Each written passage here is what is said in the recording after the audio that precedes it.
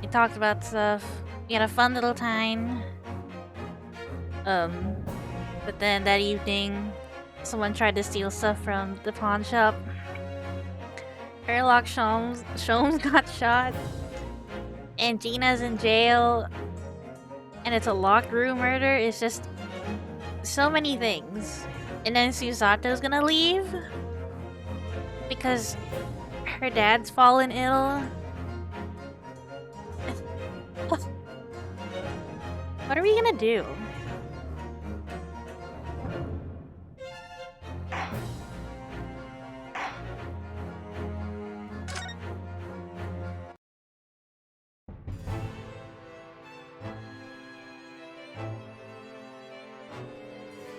Yes, she was formally charged a few hours ago, and the date of trial has already been set for tomorrow. No, not even 24 hours later. Gina. Ah, the Lestrade girl and the murder of the Baker Street pawnbroker, yes. An all too conspicuous case. The pickpocket was clearly disturbed mid-robbery and shot the man in a panic. No, the yard is overstretched as it is without wasting time on these open and shut cases. It's not wasting time. Ginny would never do something like that.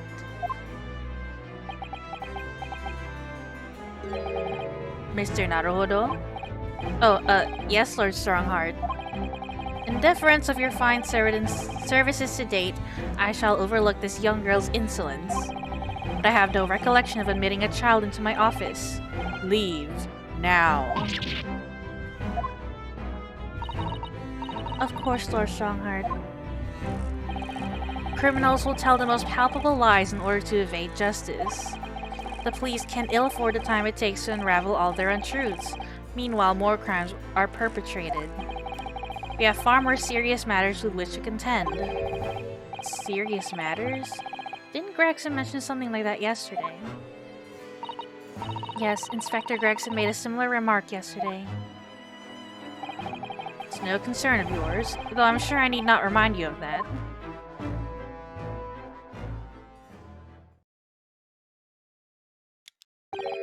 3 minutes precisely until my next meeting. You must excuse me. There's just one more thing, Lord Strongheart. Which is? It's Miss Lestrade's trial. I wonder if you might permit me to defend her. A timely suggestion. Sorry? The girl currently has no representation. But that's not fair! Yes, she may be a pickpocket, but she still deserves a fair trial. Do not misunderstand me, young lady. The government provides for those too poor to afford representation with a public defender. The accused need only sign the relevant paperwork, and a defense barrister will be assigned to the case. However, the young girl in question has refused that right. Why would she do that? A question you would do well to direct at Miss Lestrade. You'll find her at a local prison. Yes, thank you. Now then, it's time I was leaving. Good day to you. What a day. Gina charged with murder, Susato-san about to leave.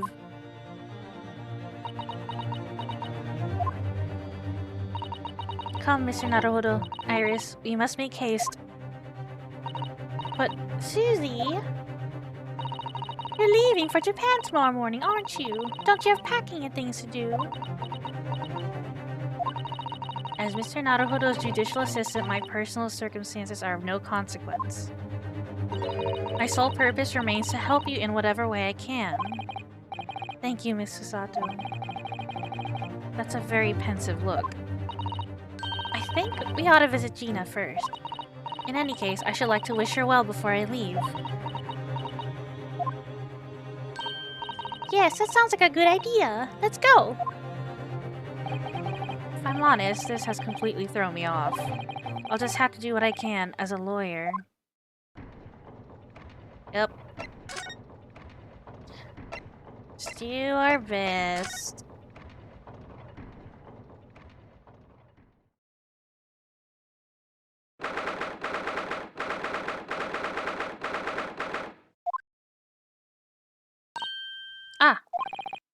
Hello again, Gina. Again with this. What are you looking here for now?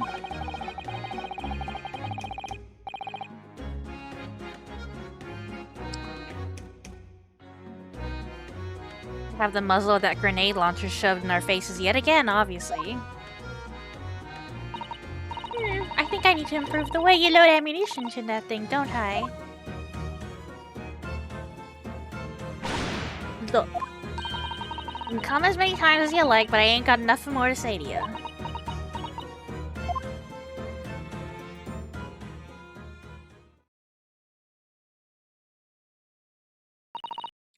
Gina, I wonder if you might hear me out.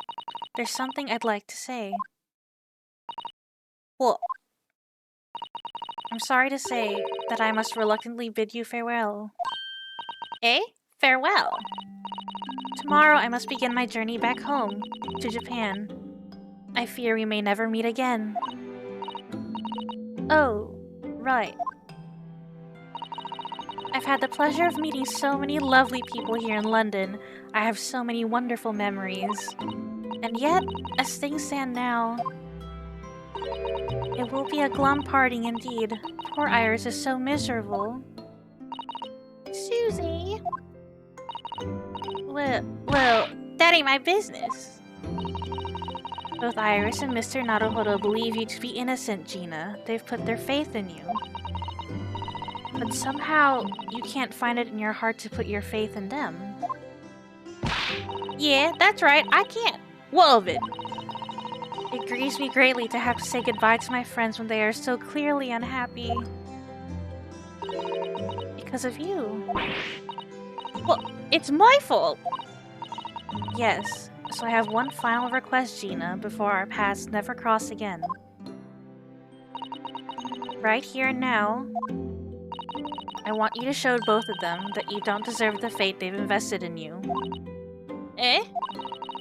Only by doing that will you truly be as alone as you claim to be.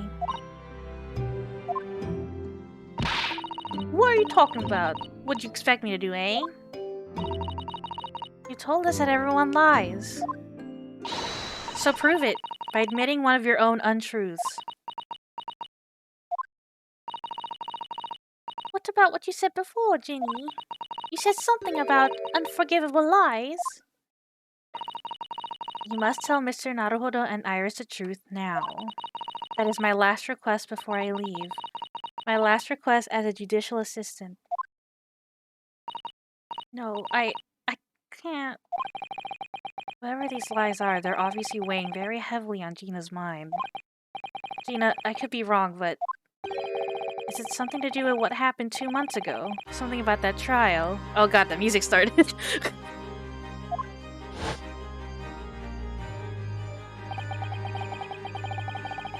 Damn, did he actually kill the man? The case of that mysterious murder that took place inside the omnibus. You were called as a witness by the prosecution. Is that what this is about? Yeah, you're right. Because in that trial, I lied. I lied like you wouldn't believe. Will you tell us about it now? Hooey! Like you said, it all happened 2 months ago. The coppers got hold of me and shoved me in the witness stand. And based on your testimony, Miss McGilded was declared innocent. Yeah, well, the thing is, I lied about a whole bunch of stuff. I knew it. What sort of thing did you lie about? I was hiding under the seat that night. That was the truth. It was pitch black in that little cubbyhole. I couldn't see a thing. And then I heard that loud thud, like someone fall on the floor. And that's when Mr. McGilded discovered you. Yeah. He pulled me out from under the seat and sat me next to the dead man. There weren't much light to see by, but when I look at my hands, I had the cove's blood all over him. I was so scared I couldn't even speak. You had his blood on your hands. In other words, it was Gina that the witnesses on the roof deck saw through the skylight. Then Mr. McGilden started asking you questions, I suppose. Who you were, and why you were hiding under the seat. Yeah, he did. Only, that's not all. What do you mean? I mean, he threatened me. Threatened you how? Made me swear about what I'd seen and what I'd heard. About what he was gonna do after the cove was found dead. He made me swear I wouldn't tell no one about any of it. If I did that, he said he'd let me scarp her before the coppers showed up.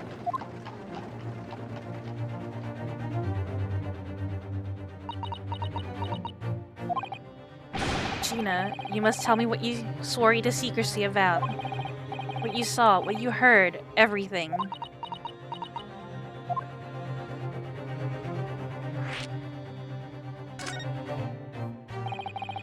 You said McGilden made you swear not to tell anybody what you saw. But you were in the pitch-black compartment under the seat the whole time, weren't you? Yes, with Mr. McGilden sitting above your head, if I remember correctly. Yeah, that's true, but it was when I heard the thud of the cove hitting the floor. It let out a little scream, see? Couldn't help it. McGilden heard that and dragged me out by me arm, and that's when I saw it. It was on the floor next to the old geezer would have been stabbed. A disc, all bright and shiny. A disc? Do you mean? Yeah, that's it. The one with the D took off me at Windibanks. So the music box disc was there on the floor of the omnibus. Not for long, McGilden spotted it straight away. He picked it up smartish and stuffed it in his inside pocket. So that disc was in the omnibus 2 months ago at the scene of Mr. Mason's murder. And the bog trotter told me I weren't to mutter a word of it to no one. Whoop! Time is a circle.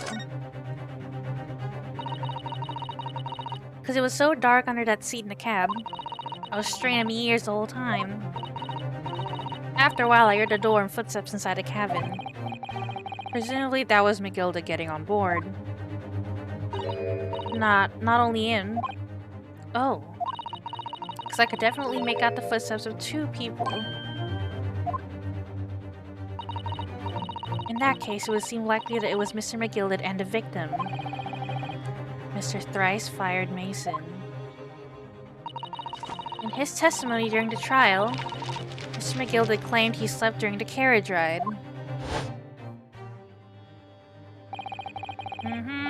I fall asleep. Honk shoe. And your own testimony, Gina, supported his. Yeah, he was asleep. Honk shoe.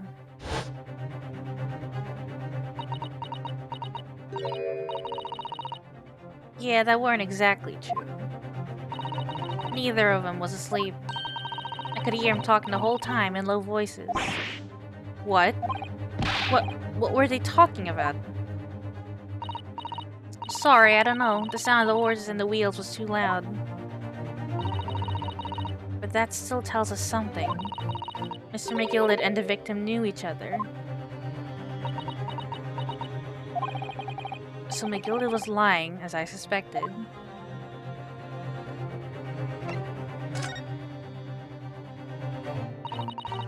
I knew it weren't gonna take long before someone raised the alarm that the bloke had been killed. Yes, you were quite right. The other passengers on the roof deck noticed very quickly. So when the cab came to a stop, McGilden told me to hide back under the seat again.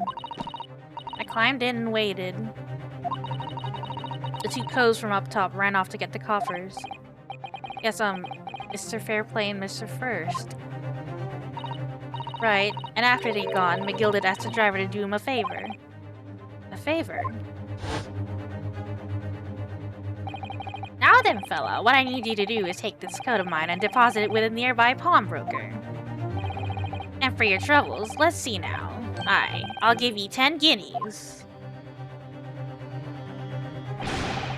A nearby pawnbroker? You mean on Baker Street? Yep, you got it. It was Windibank's. The coachee snapped up the money and ran off to pop this coat as fast as he could. So then there was no one left in the carriage. McGill had opened the box under the seat and let me get out of there, but not without conditions. I see.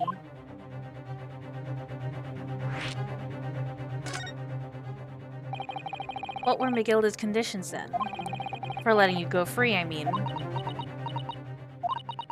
Not telling a soul, not for anything, but what I saw and what I heard.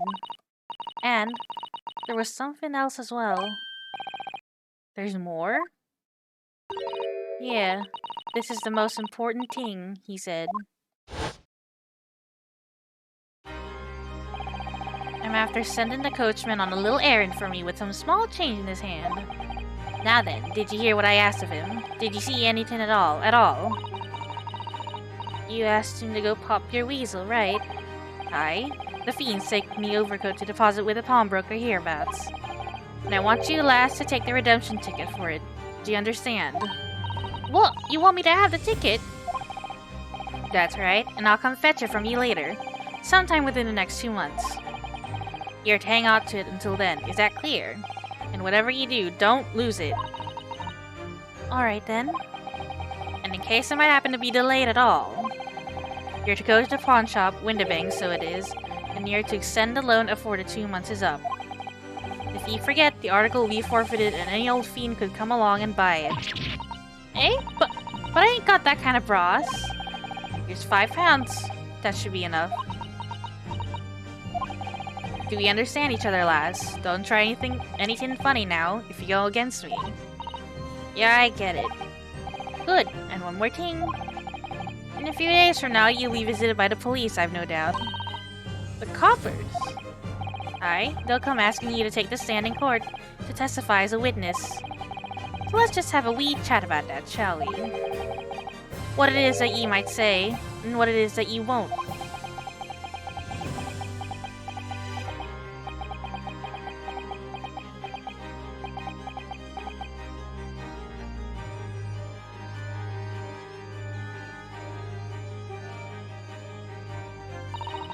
After he'd gone over it all, I piked it, got as far away from there as I could. He hid the pawnbroker's ticket in some bushes near the scene. I went to fetch it the next day once it got dark. So McGill had planned it, and coerced Gina into giving false testimony.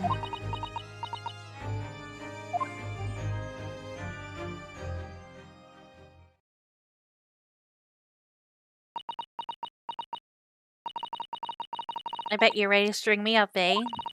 I lied. In that big old courtroom. I told some corkers. The thing is, he said he would make it so he couldn't live in the East End no more. That's what he threatened me with. What a wicked man! He knew everything what went on in the back slums. He knew we had no one to look after us, and we was all just looking out for each other, getting by together. So you mean Mr. McGill would have... In an heartbeat! He could have had the lot of us chased out of there if he'd wanted. And then where could we have gone, eh? Nowhere, that's where. So, I didn't have no choice. Thank you, Gina, for telling us everything. But, I'm for it now, eh? Go on, admit it. You must be livid. Well, you can make amends by doing me a simple favor. A favor? What? Sign the representation papers for tomorrow's trial. Eh? If you don't actually want me to represent you in court, you can rip it up later. But we need that paperwork or we can't investigate. The police won't let us. Investigate what? Scene at the incident last night. Mr. Sholmes was shot, you see. You what? Harley's having a big operation right now, Jeannie.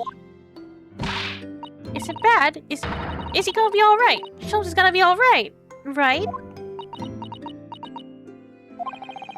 That's why I want to investigate, for Mr. Sholmes' sake as much as anything. Right. So what you're saying is, if I sign that bit of paper, everyone's happy, is that it? Something like that. Mr. Sato. Yes, of course! I have the representation papers here.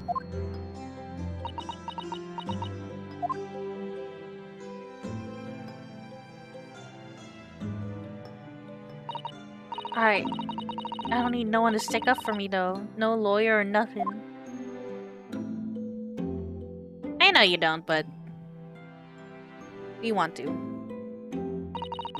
Oh, Ginny, she seems so lonely.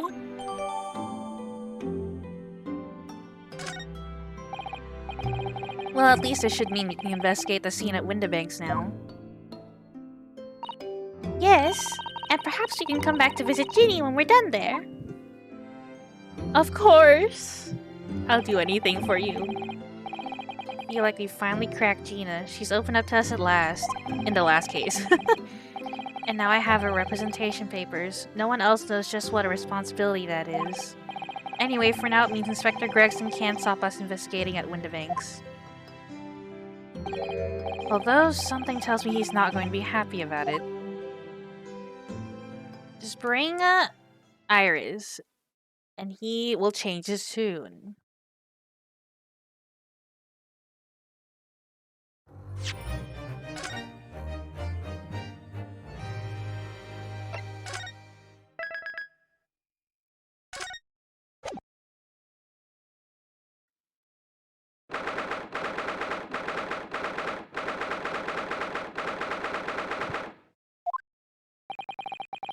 Here we are again, the scene of the crime. Now to thrust these representation papers in Gregson's face and see what he makes of them. Hello again, Inspector. Do you have a minute, please? What is it now? You should go home and get some rest.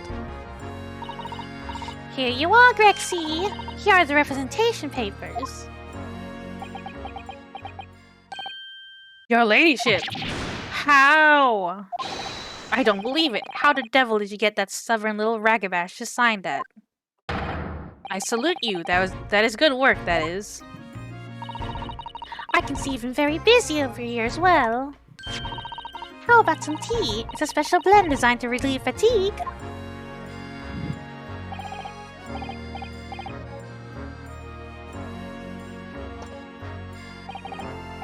Ah, lovely. Well, let's see now. Yes, I hardly feel tired at all. I'm as fit as a fiddle, your ladyship. Would it be alright if we investigated the scene of the crime, then?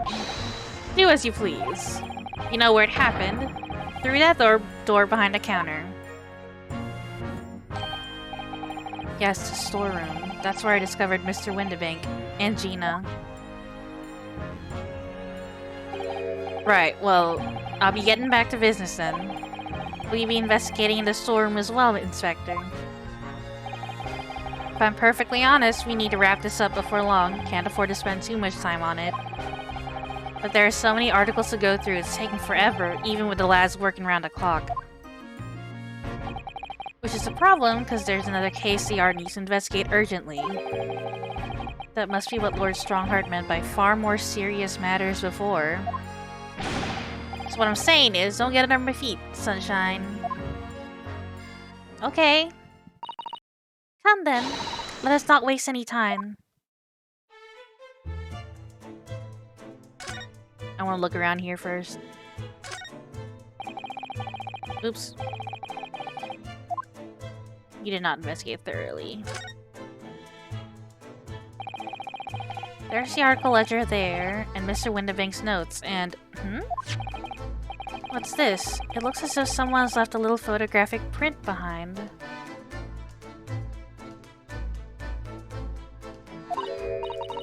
Oh, look on the back! There's some writing. Is there? Ooh, show us, Susie, show us! 15 February. Article deposit, one gentleman's overcoat. Loan amount paid £1. Redemption deadline 15th of April. Gentleman's overcoat pawned for £1. Clearly was a very fine coat. In fact, I think...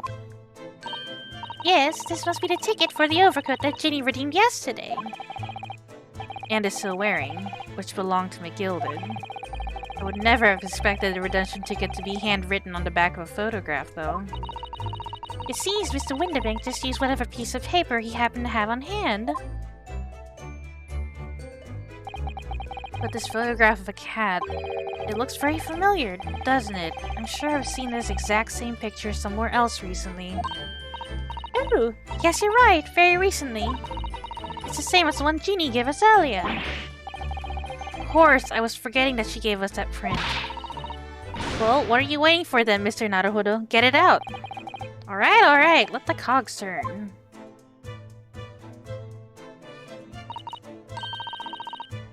Yes, they are exactly the same.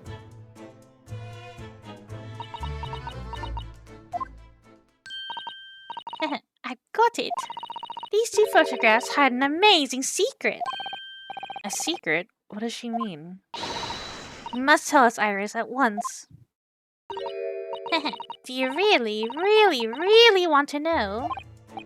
Yes, we need you to tell us all you know about this pair of photographs. Okay. Tell us. So Iris, about these two photographic prints. The one we found here on Mr. Windibank's counter, and the one Gina gave us before. What is this amazing secret you mentioned that's hidden between these two identical prints? Actually, that's not quite right. Sorry. If you look carefully, the two prints aren't the same. Not exactly. They're not? Have another look at them now.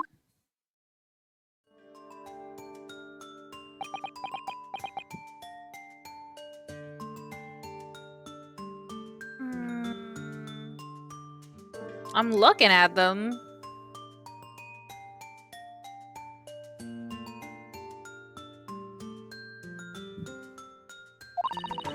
Can you see that they're just slightly different from each other? I think so. It's very subtle though. The cat looks like off-center in the left. But what's the reason for the subtle difference between the two prints? Ah, well, it's because they're a set, you see. No, I don't. This pair of photographs is meant to be used in a stereoscope. Everyone in London is raving about them at the moment. Ah, stereoscope. Why do I feel as though I've heard that word before recently? Oh, that's why it's tilted. Okay, that makes a lot of sense. Oh yes, that's what Mr. Shelm showed us yesterday. You see, there it is, just over there. Ah yes, of course, that magical machine that makes pictures look almost real enough to touch. Well actually, it's quite possible to see the same depth in pictures even without one of those contraptions. What? Really? Do you know how a pair of flat photographic prints can appear to have any depth in the first place? No, I have no idea. Oh, wonderful! Then I'll be able to tell you. She's over the moon, bless her. Should we let her explain, though? We really need to carry on investigating the scene. I, for one, simply have to know.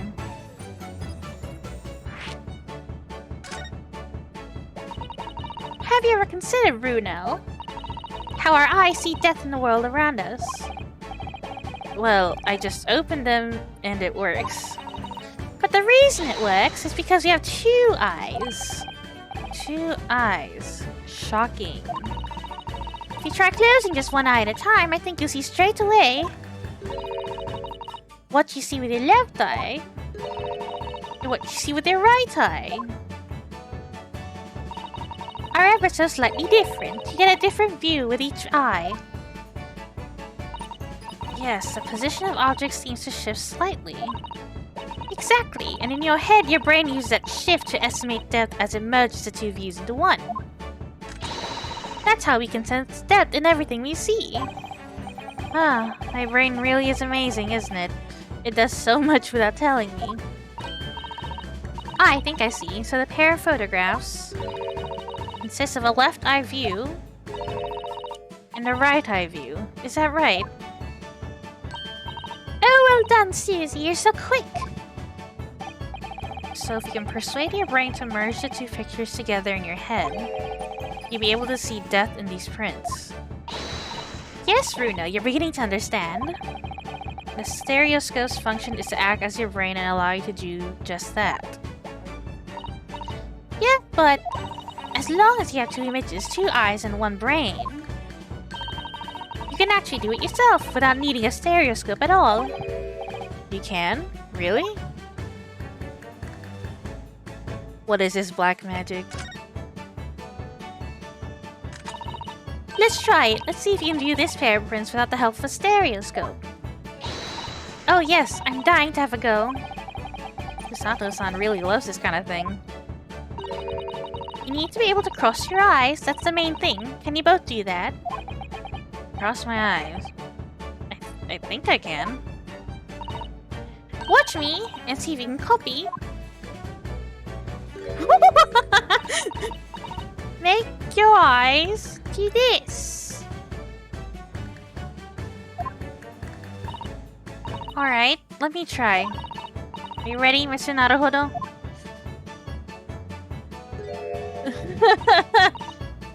There, how's that? Wonderful, now it's your turn, Runo. The trick is to concentrate on looking at the bridge of your nose with both eyes at the same time. Okay, wait, I'm wearing glasses right now. Let me take these off. Not exactly an easy task when two people are staring at you cross-eyed.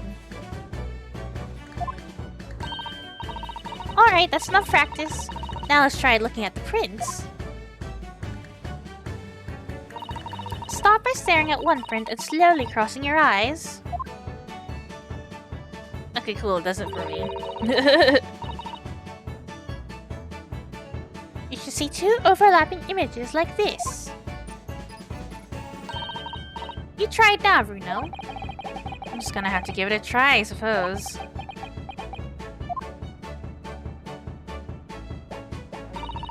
The print split into two images for you. Now the next step. To put the pair of prints side by side like this, and then to try crossing your eyes again. The prints should slowly merge together until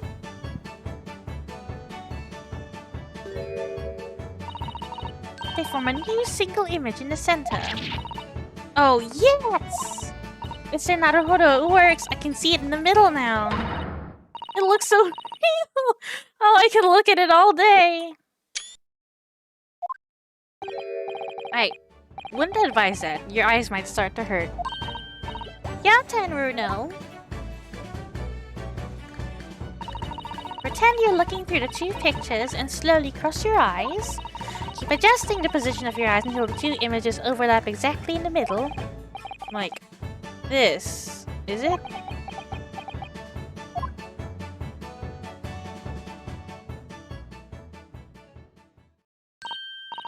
There, you managed it. Now you know how stereoscopic images work. Well, I don't know who discovered it, but it really is quite extraordinary.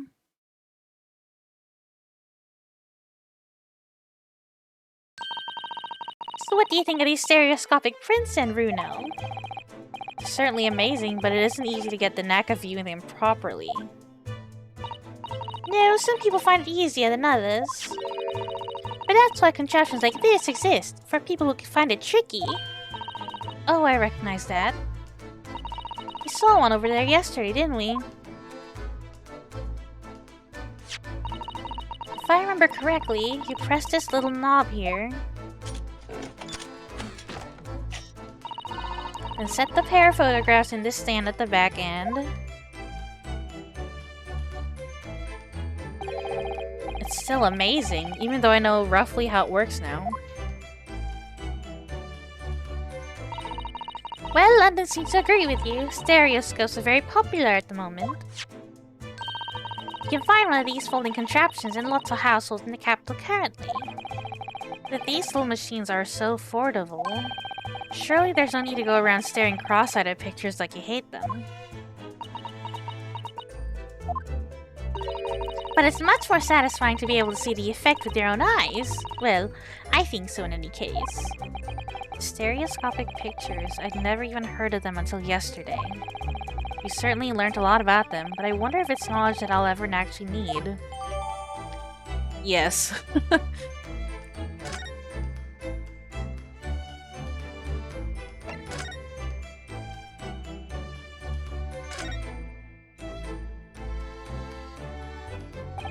That ledger that's open on the counter there really is enormous, isn't it?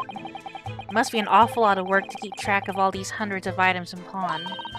It's too much to think about. Better to sell it all and have a clear head if you ask me. But clearly Mr. Windibank was very careful when it came to the articles in his care.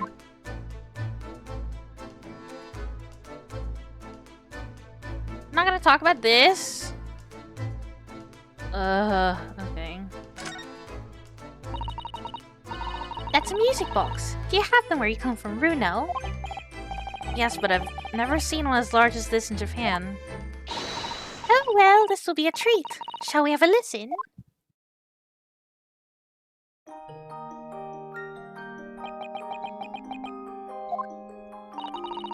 What do you think? Isn't it a pretty sound? It's a beautiful sound, yes, but it's a little hard to enjoy when all the policemen in the room are giving you fierce looks.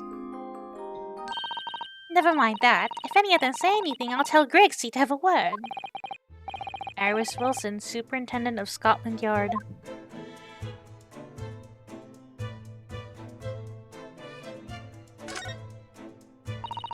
These shelves are where the pawnbroker puts articles that have been forfeited on display for customers to buy.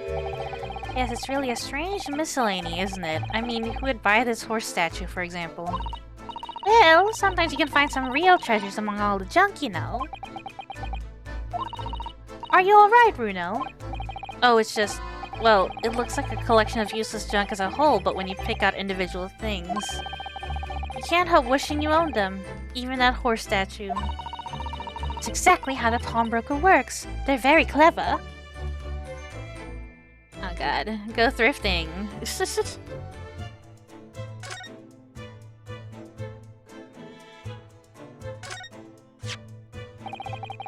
I'm fairly sure this contraption was here yesterday as well. Here we are, though I'm not confident I can get it closed again. Oh yes, it's a folding stereoscope. Really? This is a stereoscope. Mr. Sholmes showed us a picture yesterday that you were supposed to be able to see in 3 dimensions. But for that he used a great big contraption over there. Ah well, that's for use in public houses and places like that. It contains a carousel with all sorts of pictures inside. But this little thing is a much simpler design for use at home. There are special shops selling prints you can use in them. I have a little collection myself. I wonder if I could make money out of these in Japan. It would beat keeping my toilet sparkling clean anyway. What?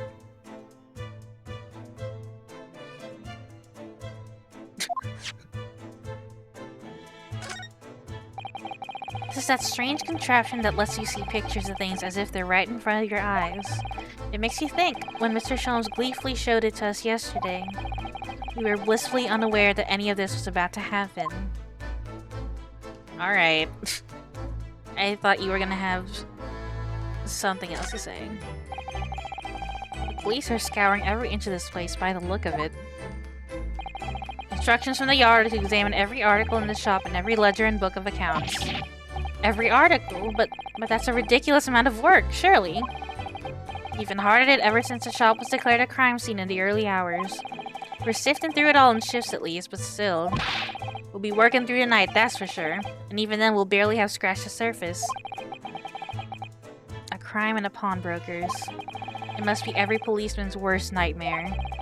It's every copper's worst nightmare, you know. A crime in a pawnbroker's. I was just talking about that.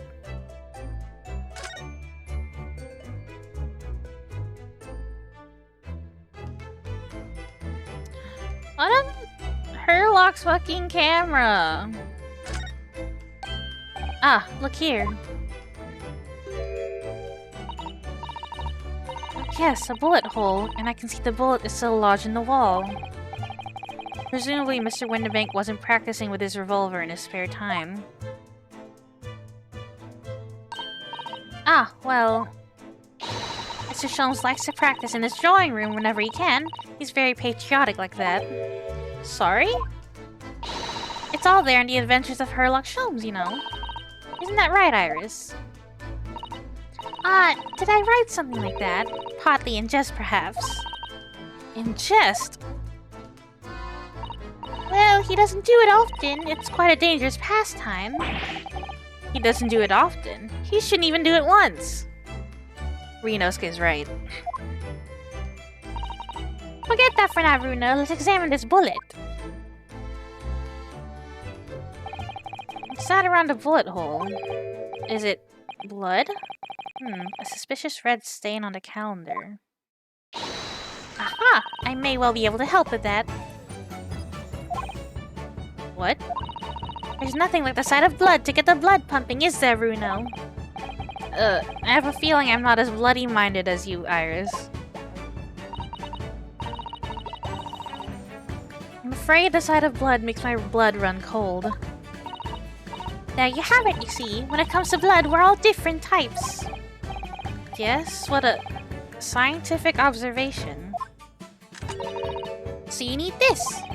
Oh no. What is that scary-looking thing? Harley and I haven't actually come up with a name for it yet. But as soon as you see it in action, you'll understand what it does. Watch! Boom.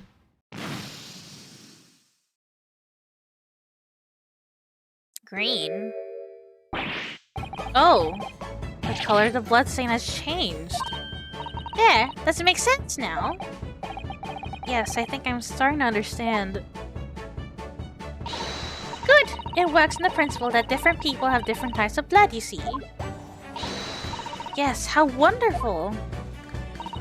The chemical it fires combines with the blood and makes it change color. So you can identify whose blood it is that you're looking at in a flash. Oh, what a fabulous invention, Iris. Isn't it, isn't it? I bet Ginny would say it's bleeding great! So, whose blood are we looking at then? Well, all the chemical does is turn the blood a different color, so... Just find someone whose blood turns the same color, and you'll know who it belongs to, in a flash. It's more like 2 flashes, really, isn't it? 1 flash or 2, this could well turn out to be a very valuable clue.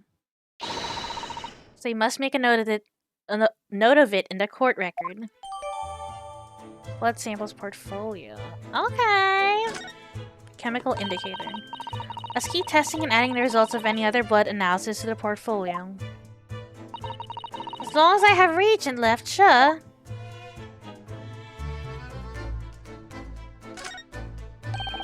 This officer has been staring intently at the wall since before we came in here. Shh, keep it down. Oh, sorry. There's a major clue, Justia. Really? Then we must tell Grexy at once! But as soon as I report it, that'll be it. I'll be stuck here even longer. Stuck here? What do you mean? I haven't been home in 2 days already. I need another constable to relieve me and take over me shift. Ah, they really have a tough time, the British police. That doesn't stop us investigating though, does it? No, I suppose not. Fairly sure it was the calendar he was peering at. Which we already looked at. I guess we'll look at it again. Green blood. It just seems wrong somehow. Oh, there are all sorts of different colors. There are pretty pinks and purples too, you know. Like I said, everyone's blood is different. Wonder what color my blood would turn out. Actually, I don't want to know. Why? I'm curious. I actually don't know what my blood type is.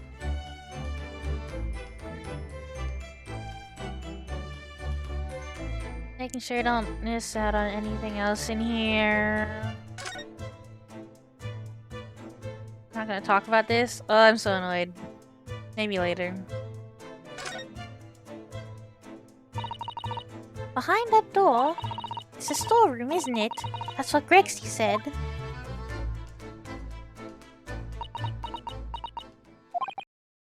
Yes, and that's where I saw that dreadful scene last night.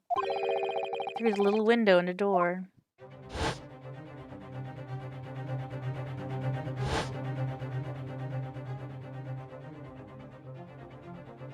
You know, we haven't asked her what happened that night. I don't think she told us the whole truth. Mr. Windibank, face down on the floor with Gina beside him. As the accused's legal representative, you have the right to examine the scene, Mr. Naruhodo. We must make a thorough investigation. Yes, of course, and we will. Behind that door, that's the real scene of the crime. Don't worry, if there are clues in there, I'll find them. Everyone's just okay with a 10-year-old being here, I guess. Gregson's not saying anything about it. You have anything else to say? No. Okay. Move to the storeroom.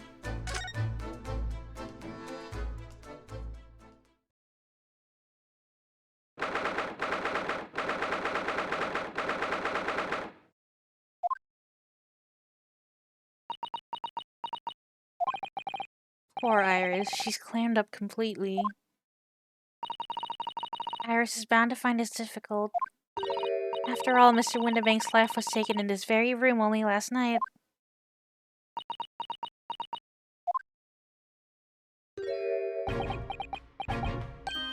Huh. Wait, Inspector! What is it now, Sunshine? You took one look at me and tried to run away. You think a Scotland Yard inspector would run away from some jumped-up little defense lawyer, do ya? Look at Iris! She's so sad! Well... I've never seen her ladyship looking like that before, is the thing. I didn't know what to say to her. So you weren't running away from me, you're running away from a 10-year-old. I'm afraid this is all a little much for young Iris. Some gentle reassurance might go a long way, perhaps, Inspector.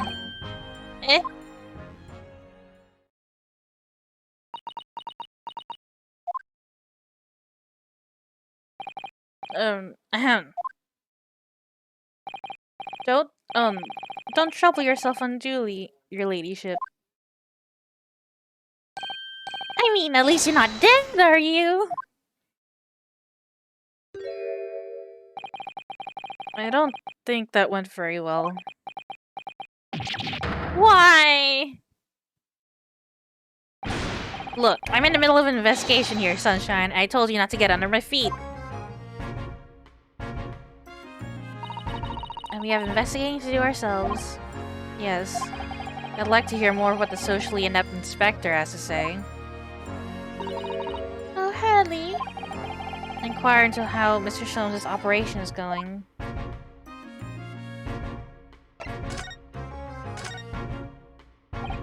So, Inspector, what do you make of the crime scene here? Oh, you got eyes, haven't you? Use them. It is what it looks like. Nothing more, nothing less. Iris, could you lend me a hand? So, Grexy, what do you make of the crime scene here? Oh yes, your ladyship, do allow me to humbly explain. Last night, as shortly after the hour of 1 o'clock in the morning, Scotland Yard police attended the scene. The one and only door to the storeroom was found locked from the inside. So it was locked from the inside.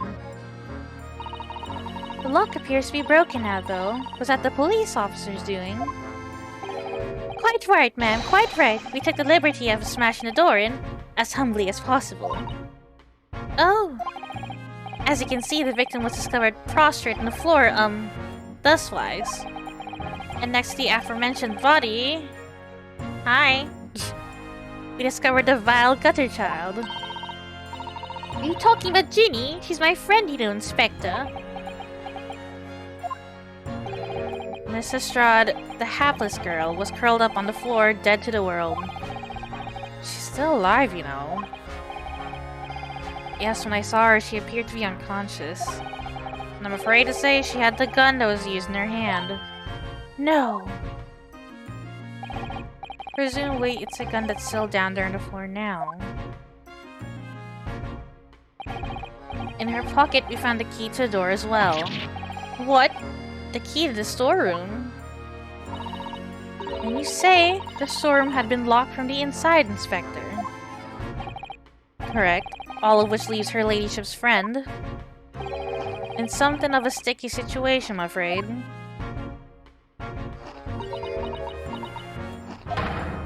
Obviously, my personal opinion is that it's all some sort of misunderstanding. Of course it is, Inspector. Of course it is.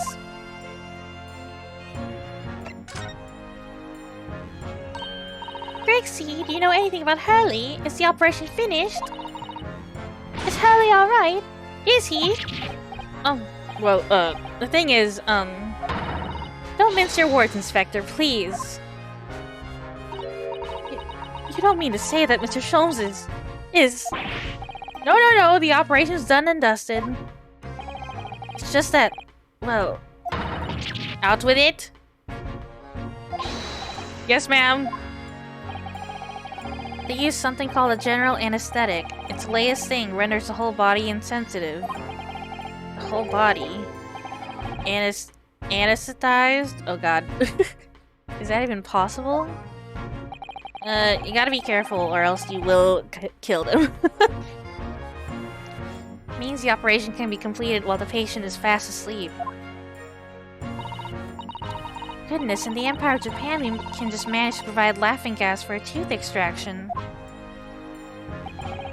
The trouble is, the latest thing isn't always the greatest thing, if you follow my meaning. They couldn't get the medication to work at first, so it took hours for him to nod off, or so I hear.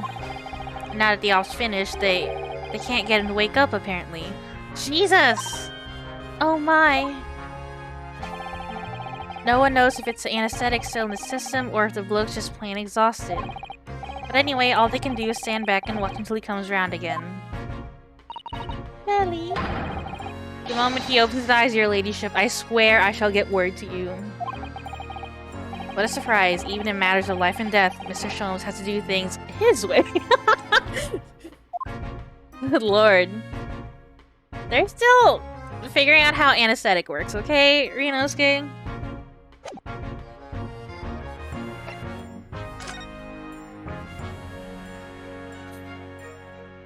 Let's see. This is a revolver. A real one.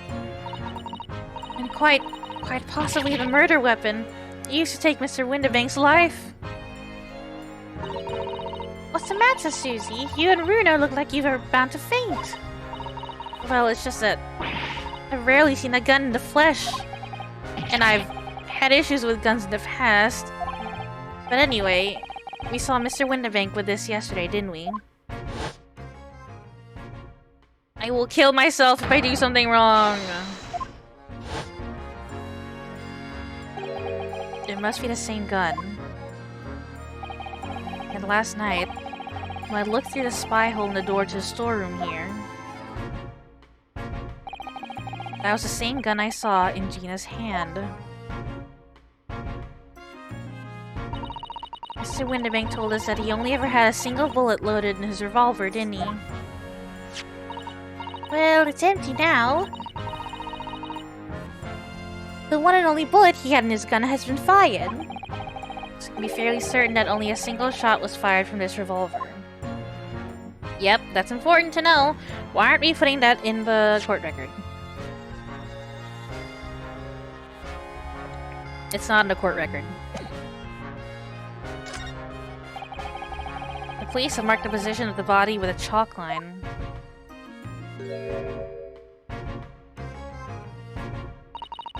Poor Mr. Windibank. He was a nice old man. Well, he was shot just once through the heart. Most likely the fellow died instantly. He wouldn't have felt a thing.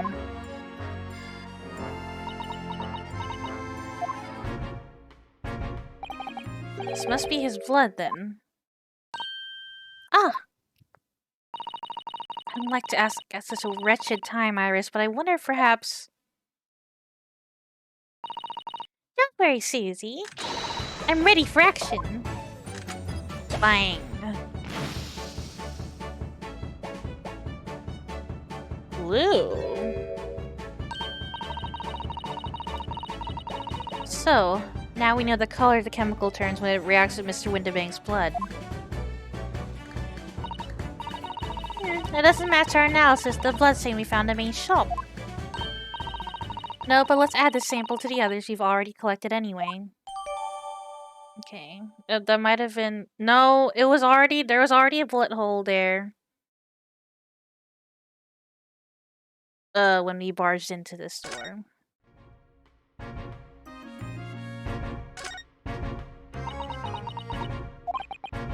Iris? Don't worry, I'm alright. We must find the true culprit. Yes, absolutely. Look at all these articles that have been deposited. The room is stuffed full of them. I can't believe how many there are. A bicycle, a gramophone, musical instruments, even some enormous paintings. Look. Keys of different people's lives quietly gathering dust in here together. There's something very peaceful about the atmosphere in here. Or at least there would be, if not for the chalk outline of the floor and the policemen shuffling around.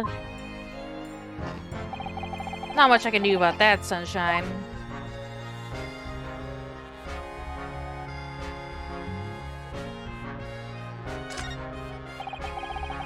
Out of all the articles in the storeroom, this is the only thing that shows any sign of being ransacked. Ah! What is it, Iris? That's the box file that my manuscript was being kept in. Oh. Iris' unpublished story, The Hound of the Baskervilles. Surely that's not what all this... Sorry, Iris, but you asked me, he's lying! And I'll prove it! You must check inside the box, at once. Yes?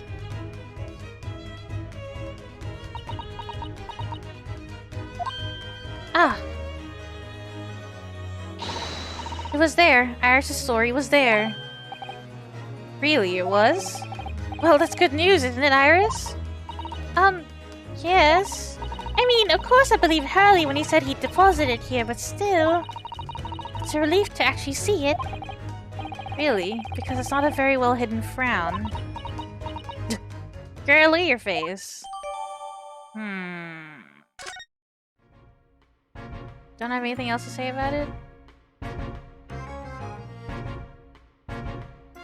Oops.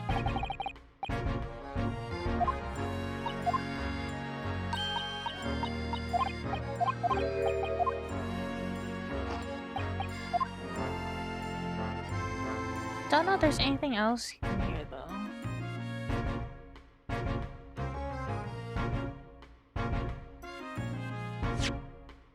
Let's look at the stuff we have.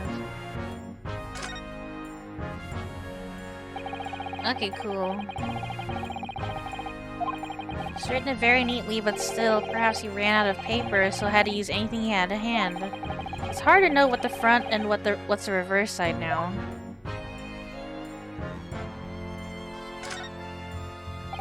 This is an adorable little cat. I think it looks like a little like Wagahai. I always thought that cats like to curl up inside under the heated kotatsu blanket when it snowed. Maybe British cats are different.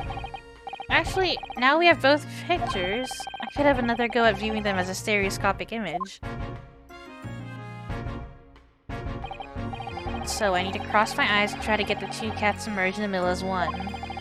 Such a hard thing to do. Whoever thought of this in the first place must have spent a long time staring. Do we also have the other one? That was on the... Okay, we also have this one. Cool. I do understand agreed to legal representation by a lawyer named hereunder. Gina Lestrade, murder, vacancy... Yeah, that's me. Naruhodo. This. Mr. Naruhodo, I don't know if you've noticed, but there's something rather troubling here. I have noticed. A red smear, you mean? Yes, it looks like blood, doesn't it? I wonder if Susato-san had picked up on that. Well, in that case, yes, we need Iris. We should show this to her before we forget. Okay, guess we'll show it to her. Oh, you say the same thing. So this is the second of two photographic prints of the cat, and it really does look like Wagahai. Exactly the same as the first photograph at first glance. I suppose that's what's so compelling. Actually, now that we have both... Okay, he's just gonna say the same thing.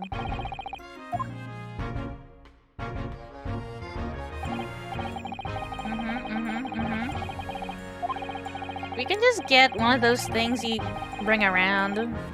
The lenses.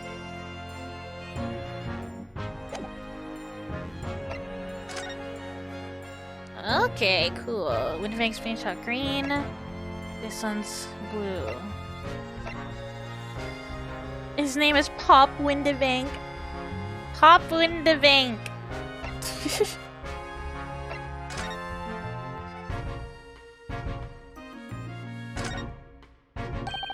The Hound of the Baskervilles.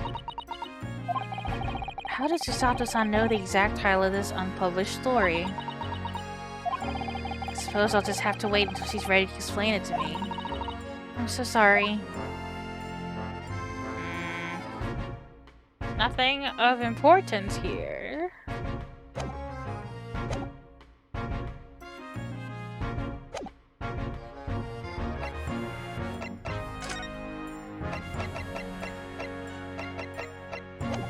I guess we can talk to her outside. Move to the main shop.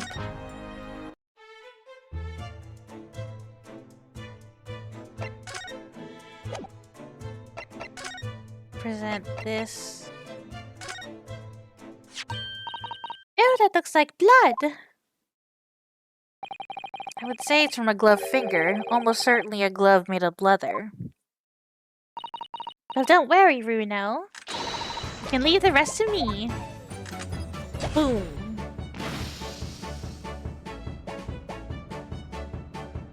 Purple?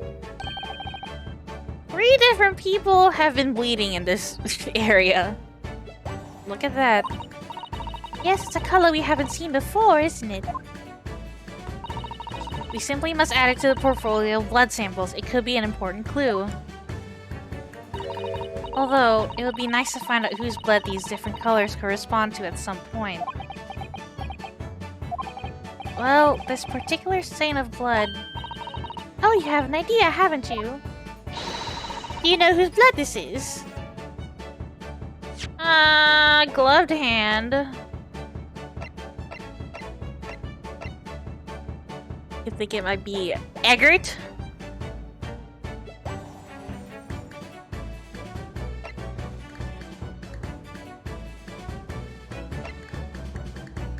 It's not Pop.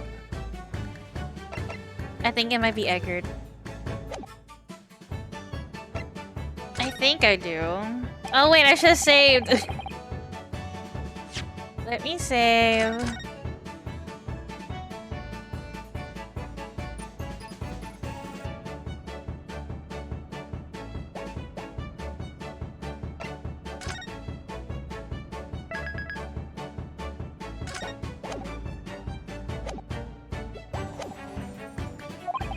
Not from the color return, but with a little deduction. That's right, I think it's clear. Iris, you know as well. You first, Runo, who do you think it belongs to? Alright, I believe that this is the blood of... Oh, it might be Magnus. Why would there be 2 copies of the So I was thinking Thrice-Fired Mason then.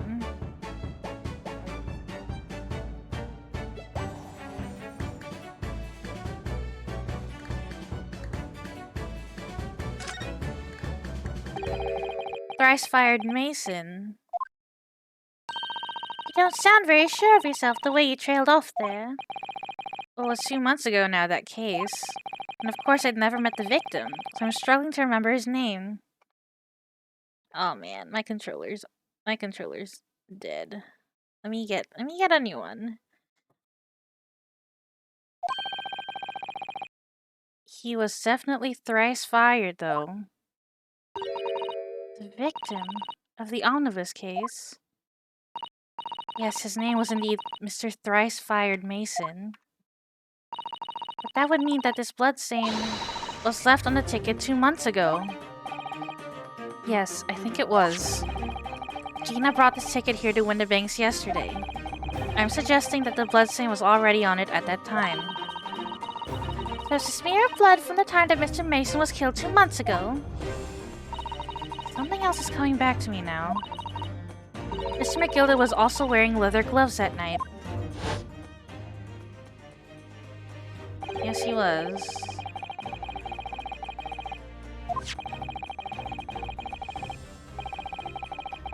Yep.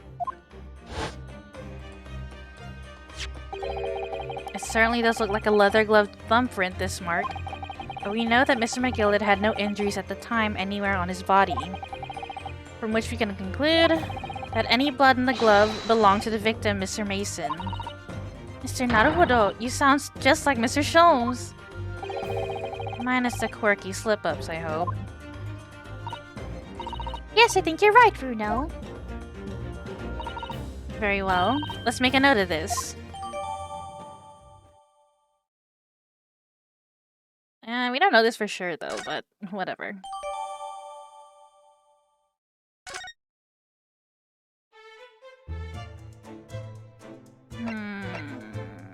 Is there anything else? Because I don't know.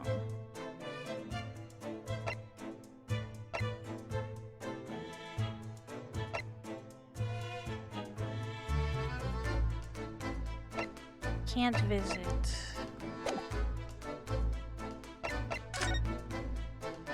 I don't know if there's anything else to examine, though. I want to examine this so bad, but I can't.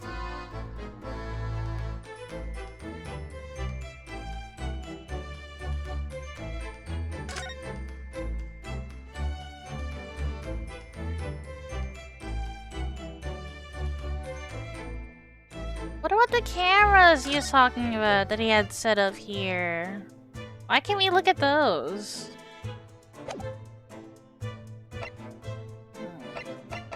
Move.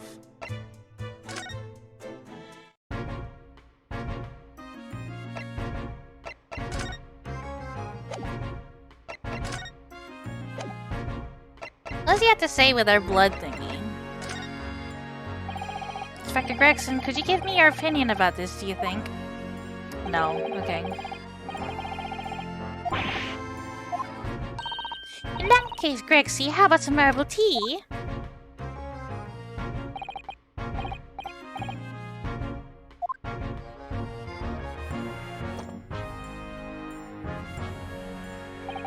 Ah, lovely. Ta very much. That really hit the spot, your ladyship. You don't mind sharing that then? Okay. Are we sure there's nothing else over here? No other blood stains we can examine? This is very piddly. Can we look outside the shop, maybe? Yeah, let's look outside the shop. Move to Baker Street.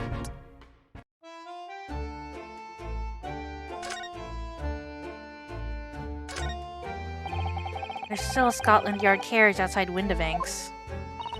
I never imagined we'd be investigating a case so close to home. Poor Irish, she's very upset by all this.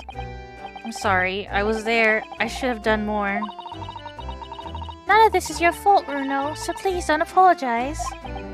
But It's the criminals who are to blame for all this, so let's investigate and work out how to catch them. Yes, you're right.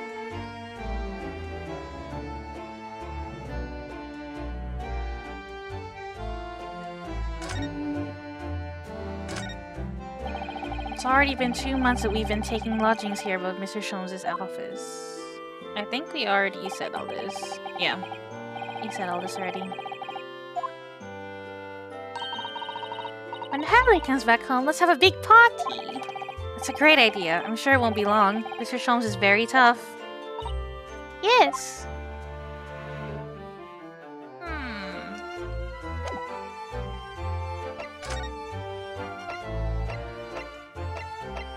Can we visit the prison? Can we tell her what we found?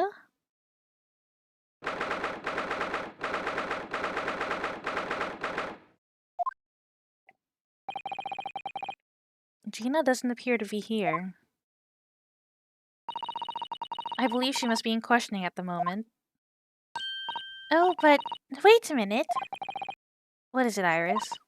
Well, if you examine the scene here carefully, there's another possibility, isn't there? Ginny could have slipped the key from the jailer when he wasn't looking and escaped. Oh my. Why would she do something like that? It would only make her situation worse. Calm down, Bruno. I was only joking, of course. Oh. Ugh, you had me worried there. I thought it was a great deduction. Yes, it must be your way with words, Iris. You're so wonderfully persuasive. Perhaps you don't fully understand the weight your words carry. Oh dear, I'm sorry. I suppose a light-hearted great detective is a contradiction in terms. Well, in the same situation, I'm sure Mr. Sholmes would just have thrown his head back and guffawed. Not entirely sure that's helpful, Mr. Naruhodo. Well, anyway, it looks like we won't be able to talk to Gina for a while. Try to make progress with our investigation in the meantime. Yes, come along then, Runo. Come along, Susie. Yeah, okay.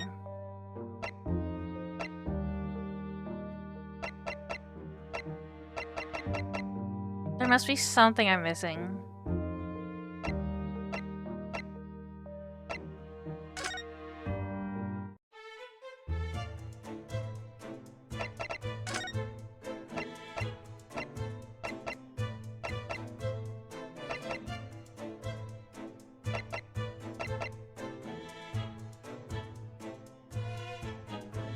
Okay, this one's from...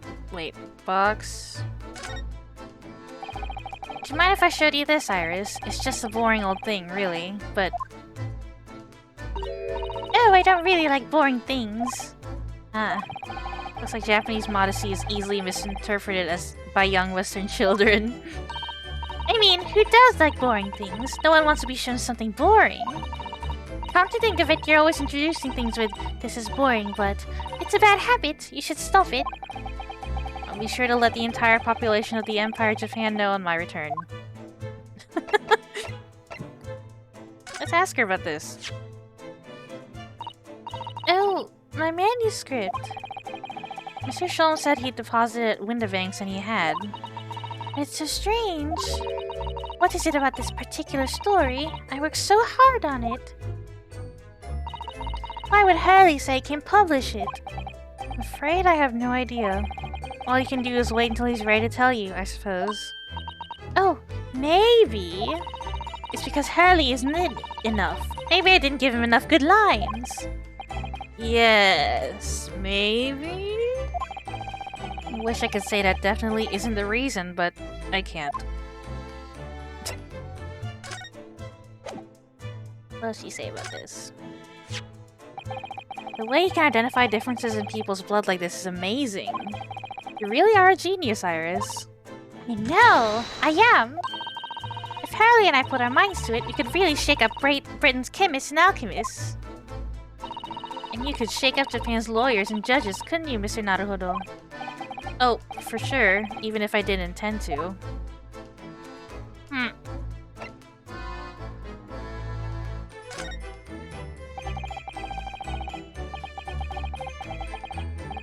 Okay, nothing.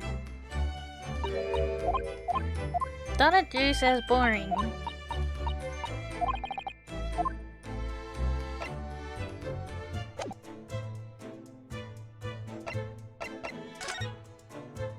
Is there really nothing else here?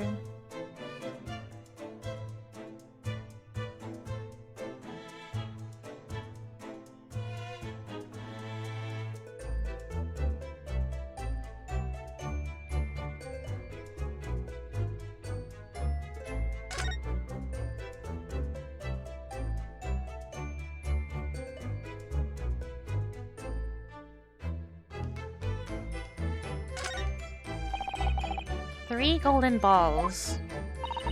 That's right, that sign shows the shop is a pawnbrokery. A bit like your armband shows you're a defense lawyer. And what's the significance of the 3 golden balls? Does it have some special meaning? I expect Hurley would like to answer that question when he's back from hospital. You mean you don't know? You can just say you don't know, it's okay. You're a genius, but you don't know everything. Okay, that's such a little thing to find.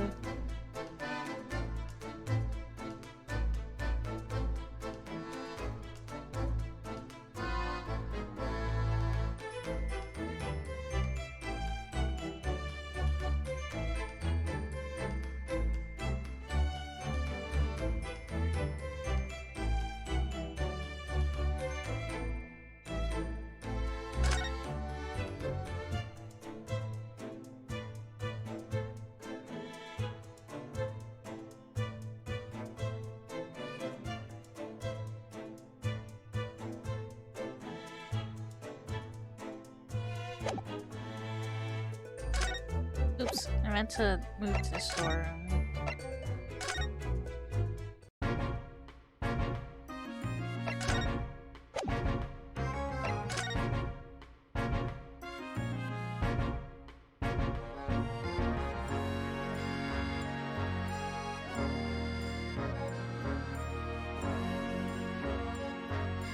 This room is pretty tiny.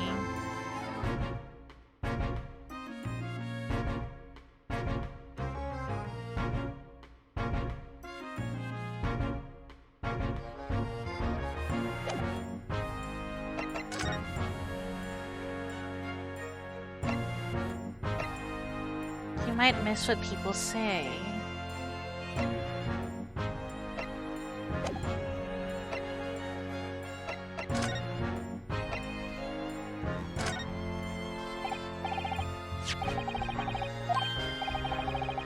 Oh, what have we here then? A redemption ticket for an article deposit here, is it?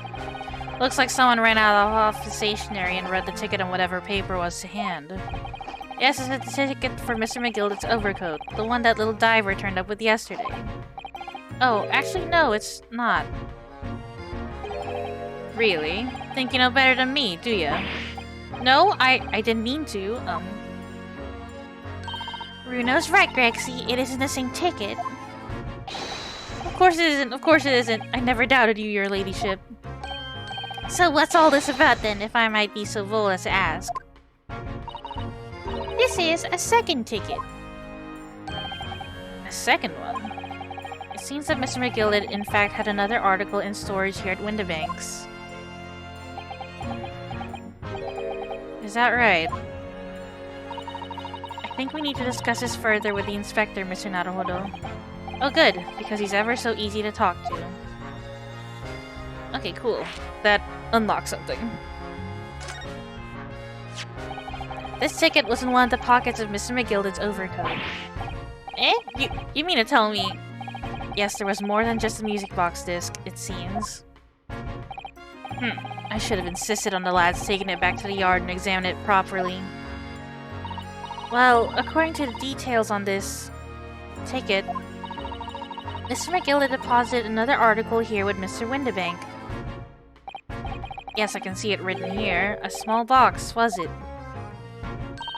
Do you have any idea where it is, Grexy? Any idea at all? It's another article belonging to Mr. McGildet. It could be an important clue. Well, yes, I suppose it could be. Please stop looking at me with those big turquoise eyes, all full of hope and expectation. It's too much pressure. I'll lose me marbles, I will. I'll go barking. Bark, bark. This is no time for dog impressions, Inspector. That's enough sauce from you, Sunshine. There is one thing that springs to mind. According to this ticket, the redemption deadline's already passed, hasn't it? Oh yes, of course. Articles are only held for 2 months. So the small box will no longer be in here then. That's right, it's been forfeited. Which means it could be on the shelves in the front of the shop, where the forfeited items are offered for sale. Yes, the shelves in the front. We must search them at once. You're wasting your time. Oh. There are dozens of little boxes out there. Hundreds, even. We can't possibly know which one might have been McGilded, so that information is not written in the ledger. Ugh. Well, I think we should at least have a look, just in case. Of course, dear ladyship, of course. Very sensible of you, I'm sure. It's getting old.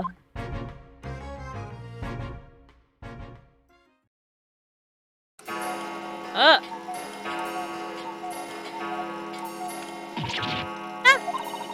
I nearly jumped out of my skin there. How could Mr. Winterving set such a wicked trap? I doubt he set out to scare anyone. Is that really the time? I think perhaps we should pay Gina another visit soon. Oh? Her trial is tomorrow. We must establish whether or not you'll be defending her. I think we should ask her one more time. She may have changed her mind. Don't you remember, Runo? You told her she could rip up the representation papers if she didn't want you to be her lawyer. Really? Did I say that? Yes, you did. The deadline for submitting the paperwork is fast approaching. In that case, we had better hurry back to the prison and talk to Gina again. I want to look at the boxes! Yes, this is where all the items that have been forfeited by the original owners are offered for sale. That's right, they've all got little price labels on them, but there's so many! I wonder the small box this ticket was for is still on the shelves somewhere. The box that McGilded deposited here just over 2 months ago. Even if it were, finding it promises to be very troublesome indeed. There's so many boxes, it could be any one of them. Mr. Sholmes said that the pawnbroker's was the safest place to store anything, more secure than a bank's vault. So perhaps the small box of McGilded's contained something of very great value. Well, if that's the case, he'd probably have kept it locked. So then we need to find every box with a lock and break them all open. Yeah. That sort of misconduct would get you arrested. I won't let that happen. Ah, this takes me back. It's been some time since Susato-san last threw me. I guess we're not looking for the box then. Let me see what the ticket actually says. One small box, 10 shillings.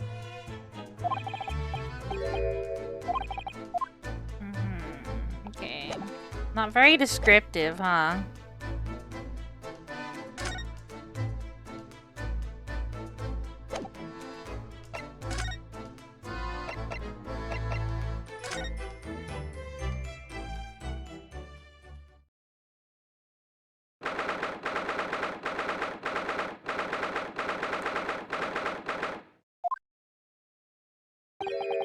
Ah, Gina, good. You're back. Ah.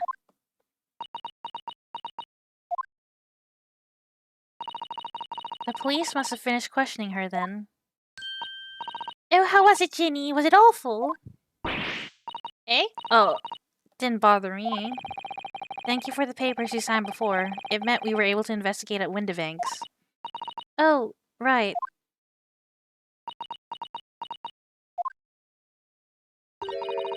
Don't you want to know how we got on?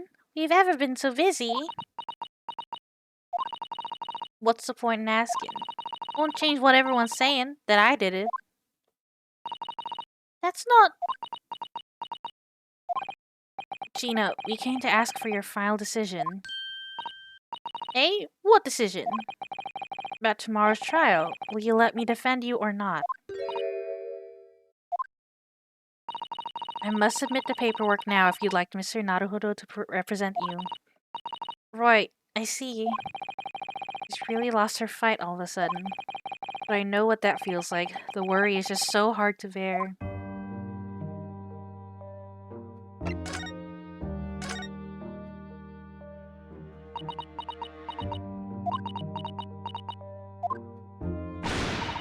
Alright then, blimey, give it a rest with them eyes, Iris. So come on then, fill us in. Who done it? Unfortunately, we don't know that yet. You don't say. We don't know yet, Gina.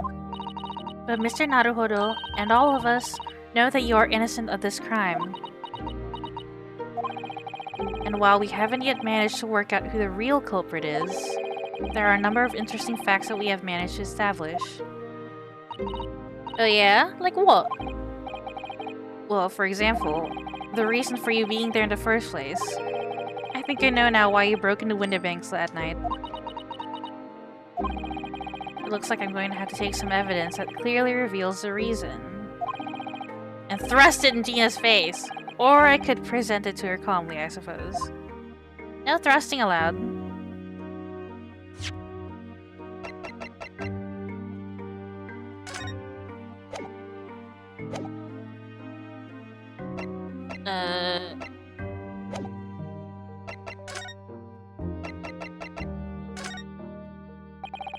We found this in Mr. Windibank's storeroom. The manuscript of Iris's latest story. Ah. Oh, right. Well, that's good then. Curiously, the storeroom at Windibank showed no sign of being ransacked for items of value or the like. With one exception. The box file that housed his manuscript. It was you, wasn't it, Gina, who broke open the box containing this manuscript last night? Eh? You were determined to find out whether or not the Hound of the Baskervilles was really there. That's the real reason you broke into the storeroom last night, isn't it? Why don't you tell us what happened, please?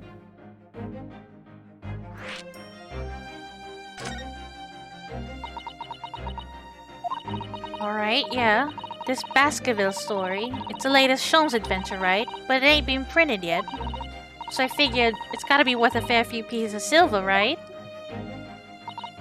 Oh yes, at least 5,000 pounds. What? So you intended to sell Iris's manuscript, did you? No. Jeannie, how could you? Well, wait, no, hang on.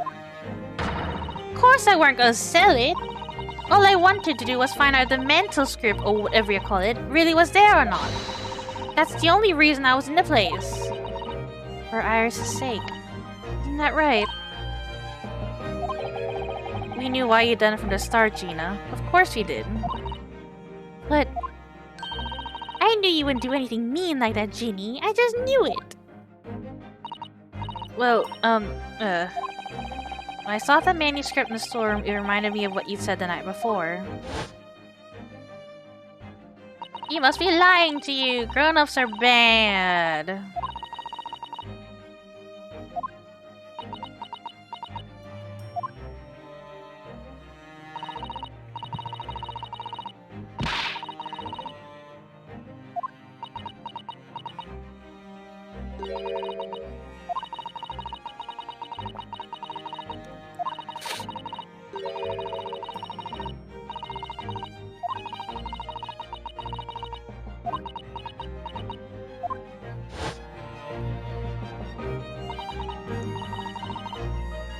Oh, Ginny, that was so sweet of you. Alright. I'll tell you why I did it. Just stop looking at me like that, Iris. Okay, let's do this first. We already have the representation papers and other documents we need. All we have to do is hand them over to the court clerk. That is, if you'll allow me to represent you in court tomorrow. Nah, don't bother. Ginny? Rip them up and chuck them, would ya? Them representation papers, or whatever they're called. The cell ain't fancy enough to have a bin. So, what will you do in court tomorrow? I'll be fine on me own. I don't think you will be. Look, it don't matter. What's gonna happen is gonna happen. Just one stubborn pickpocket. Okay. And we're gonna turn her decision around by talking to her, I guess. It weren't because of Iris. That's not why I did it. I just wanted to know the truth, that's all. You wanted to know if Mr. Sholmes was being honest, if he'd really deposited the manuscript at Windibanks. It's like I told you the night before. I never had a father. But Iris's lot ain't like mine. She's got her dad, only she can't see him. And I reckon that's gotta be harder. That's why she writes her stories. They're about her dad, really. That's what it sounded like to me anyway. Last night when I was listening to what you were saying. Stories? About Daddy? You mean they're not the adventures of a great detective? So much as the adventures of a great detective and his trusty partner? Well, that's how I see it, yeah.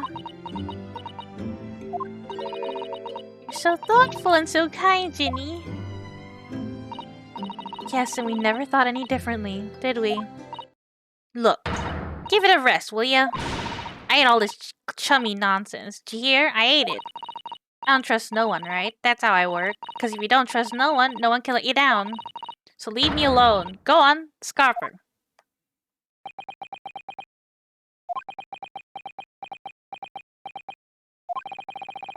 I didn't notice until now, but it's unmistakable. Right there in both sleeves of that overcoat are some very suspicious red stains. Well, why are you looking at me like that? I think it might be worth presenting some of our other findings in that area to Gina now. Present the blood samples?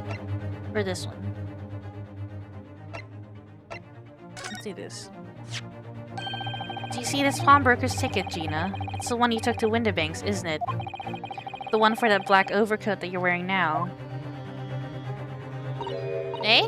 What? That? I don't know. They all look the same to me, those tickets. Surely not.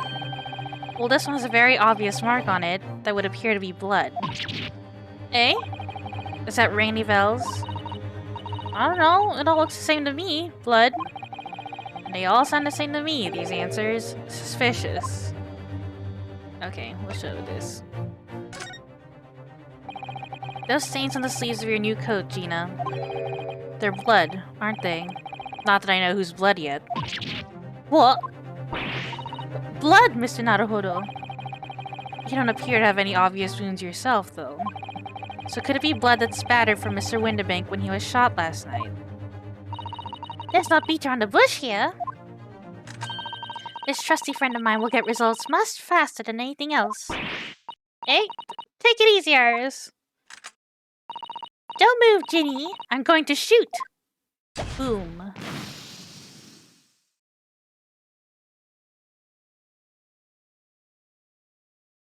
Oh. Oh. Oh my. What the? Forget the sleeves. The whole coat is covered in blood. Of course. The black color of the fabric was masking the stains. That's why we haven't seen them until now. That's black? It looks very light brown. Or very light black, I guess. Dark brown. And the blood has reacted with the chemical to turn a perfect purple color, which matches one of the samples we've already collected perfectly. Yes, now let's see. Who had the purple blood? Aha! Yes, it was the brickmaker, Mr. Mason, the victim of the murder case 2 months ago. I knew it. Well, what are you on all about? The victim? What do you mean?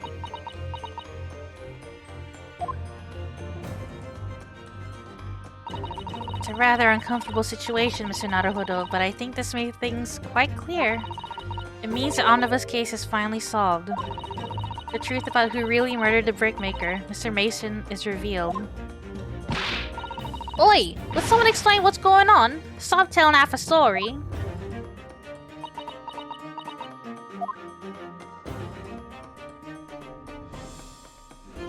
Let's talk about this first. You can see now that the victim's blood is all over Mr. McGilda's overcoat. But in the trial 2 months ago, the defendant said this in his testimony. Now I ask you, what good-hearted soul wouldn't rush to help a fellow bleeding from his stomach? It's just the gloves. I was just wearing my gloves. But if you look at this overcoat now, it's clear. These stains couldn't have arisen from McGilded trying to pull the victim to his feet. No. If that was what had really happened, the blood wouldn't have splashed all over the front of the coat. The only explanation for this pattern of blood is that it splattered over McGilded's coat when he stabbed the victim in the stomach. I've tried to run from the truth for long enough, but there's no escaping it now. The true culprit in that case, Mr. Mason's killer, was Magnus McGilded. Well, he died, so... Mr. Naruhodo. A horrible case is solved at last. And I helped the man walk free from that trial. He used all that twisted testimony and all that sham evidence to prove his innocence. How could I have let that happen? I don't know. Did you believe him, though? Did you believe Mr. McGilded was innocent? I believed... Or rather, I think I was trying to believe. I wanted to. Because believing in those you represent in court is a defense lawyer's greatest weapon. A weapon?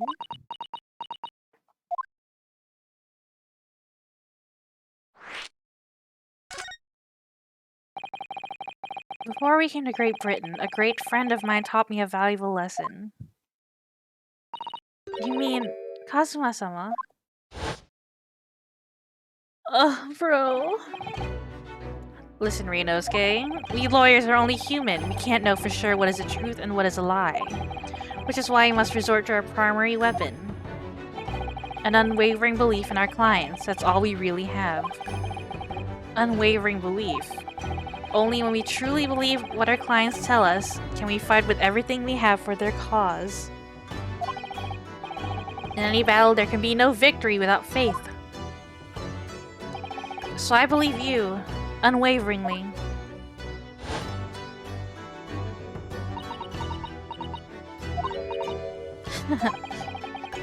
What's funny, Gina? Cool, sounds like this in the Empire Japan you come from. Everyone must be soft. Well, come on, look at the mess it's got you into, believing in a bog trotter. Yes, I inadvertently helped a murderer walk free.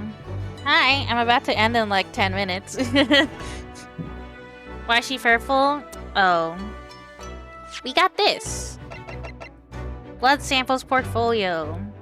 We got a gun that shows us blood types. Pew pew! And that's why she's purple.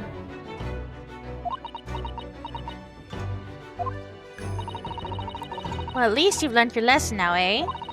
Believing in people's never worth it. Someone always stabs you in the back in the end.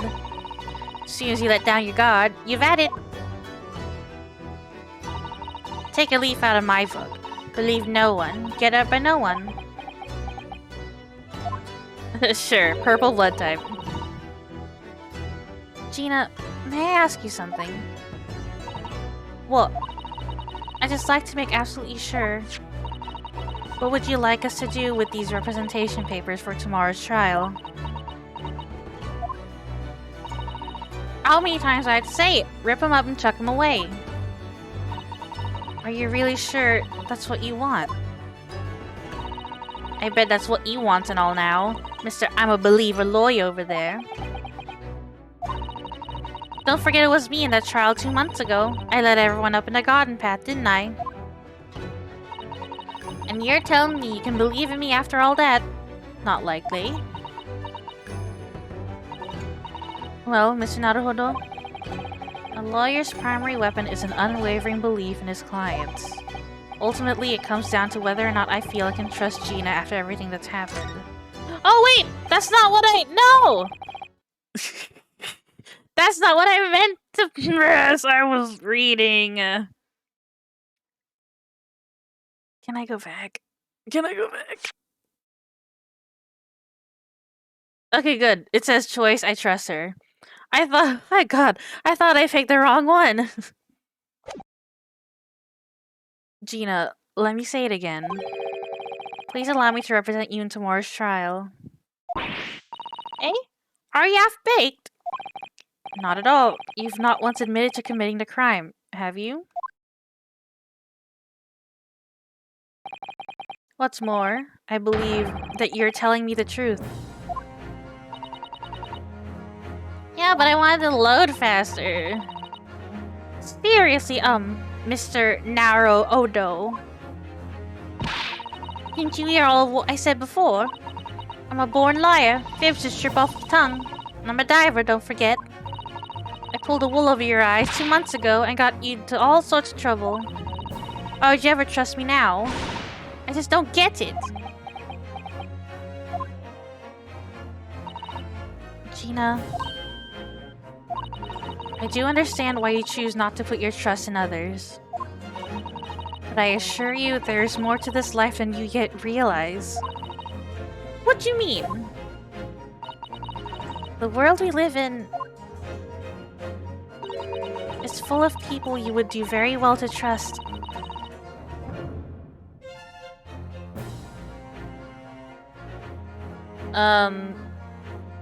No, she did not admit to that. She admitted to lying in court about what she saw and what she heard in the omnibus.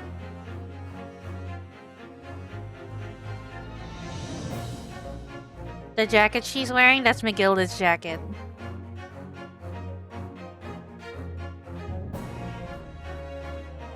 And we figured out that the purple blood is thrice fired Mason.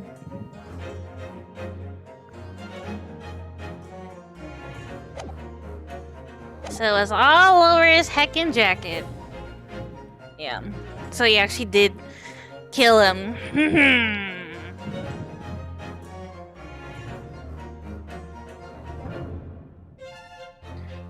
People who won't ever let you down. Eh? No, she didn't kill Mason. No, McGilda did. He was wearing this jacket. She was just coming to pick it up that one day. Eh? It's true that I'm just a student of law, and I'm certainly lacking in courtroom experience. But I can promise you this. You said you believe he was innocent. Well, that was what Ryunosuke said. A lawyer's greatest weapon is to believe in their clients. And I did. It's not my fault they gave me false testimony. She did. She gave... Oh, God. But I can promise you this. Whatever happens, until my very last breath, I'm completely on your side.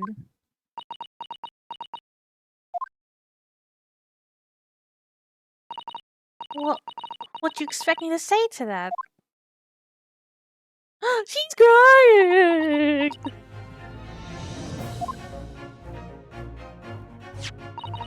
Then it's decided. I will take these papers now and carry out the necessary preparations for tomorrow's trial. It would be a shame to throw them away now after it's been penned with your name so beautifully. Do what you like.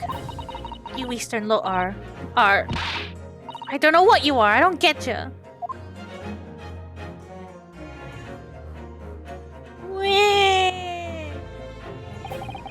Gina's taken herself off to the back of her cell. She'd never admit it, but I hope she's feeling relieved. That turned out alright in the end. I think.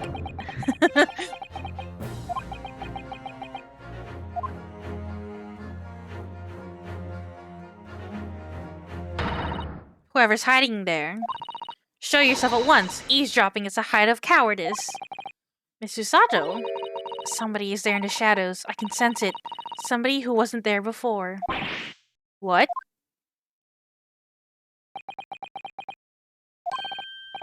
Blimey, you're sharp, eh? I suppose you were using one of those mystic Japanese arts, like the art of stealth I've heard so much about.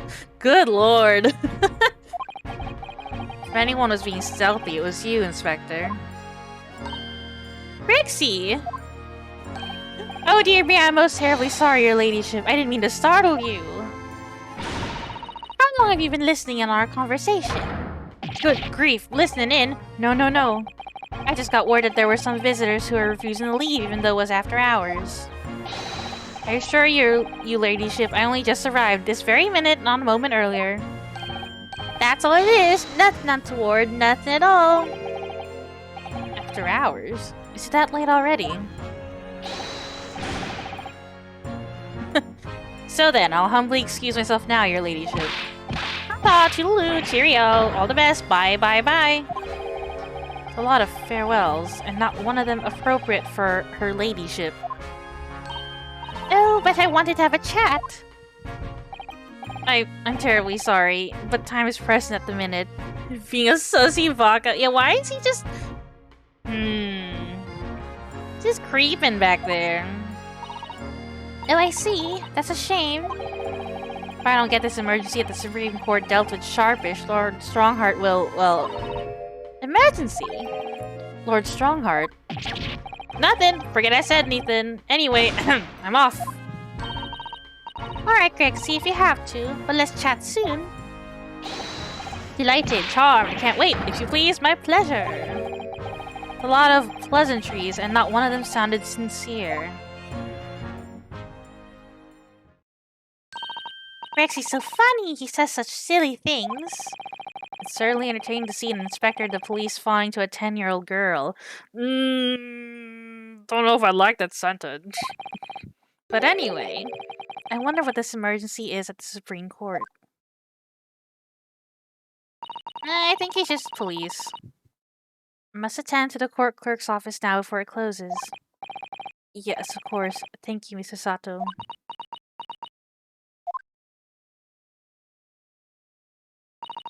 Kindly escort Iris home now, Mr. Naruhodo. I shall meet you there later.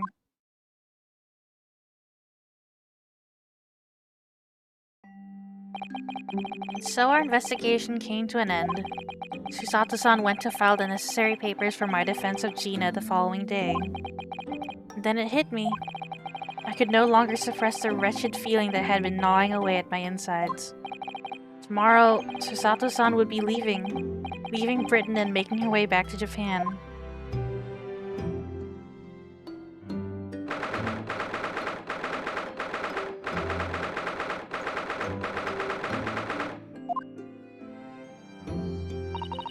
Naruhodo-san, it's been a very trying day, hasn't it? I do hope you're not too exhausted. What about you, Susato-san? Today has been even more trying for you, I'm sure. Mr. Jones was shot before our eyes, Gina was arrested. All on the back of the news that her father has fallen ill and that she must return to Japan at once. I hope your father recovers soon. Thank you for your kind words.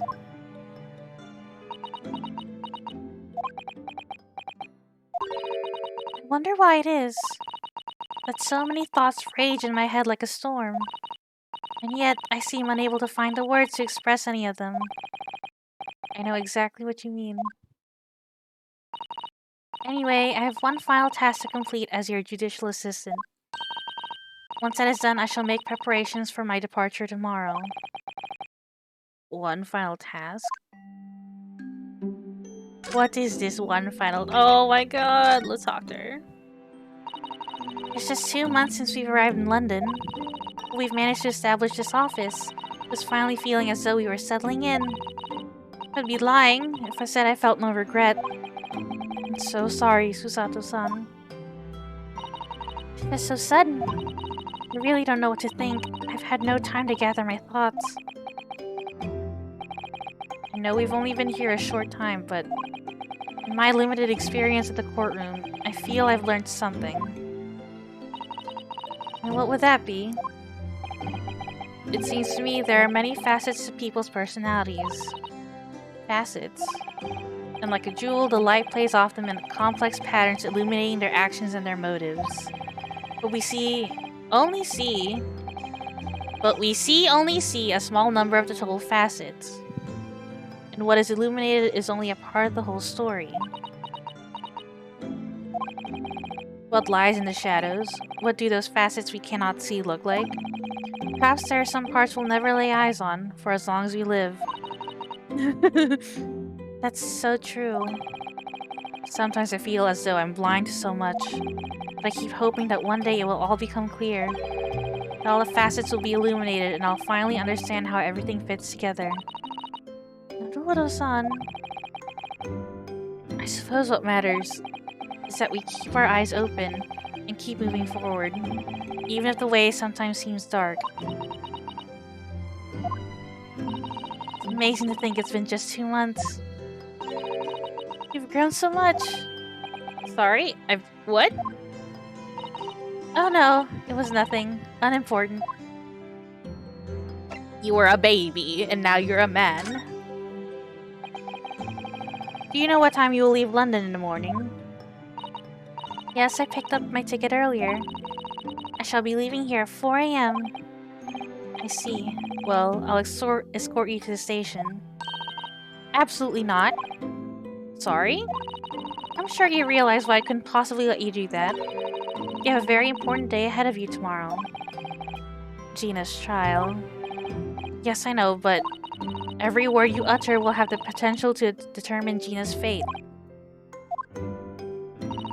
You must get as much rest as possible. Even though, like me, I'm sure you will find it hard to sleep. But please, for me, do try.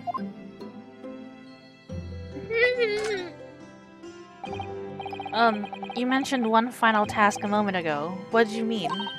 Oh my, I nearly forgot. Please, I want you to have this. What is that? Some huge bundle of documents. It's my notes from the case 2 months ago. The murder that was committed on the omnibus. The McGilded case. It seems to me that this case of Mr. Windibank's murder, of which Gina is accused, is very much tied up with that omnibus case, in ways that are not yet completely apparent. So I took the liberty of consolidating my writings about the case for you. With everything else she's had to think about. Susato-san still managed to do this, and all neatly laid out for me in her beautiful handwriting. It was my pleasure. I can only hope that it will bolster your case tomorrow for Gina. Thank you so much, Susato-san. I will do my best to use it wisely. You really are the best judicial assistant in the world. Well, that's extremely flattering. But I'm sorry to say that I've been a complete failure. Sorry? I didn't quite catch what you said there. Oh! Ignore me. I was just mumbling to myself. You're not a failure! You did so well!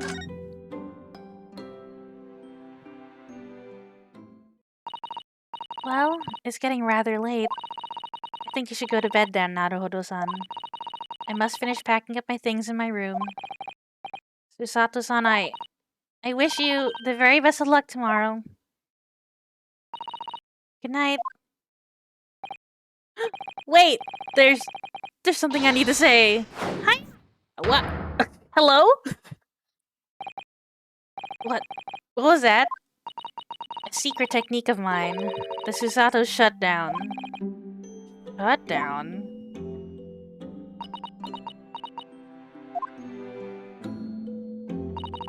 Please, I implore you. If we have to voice our goodbyes, I won't be able to hold back my tears. No! No!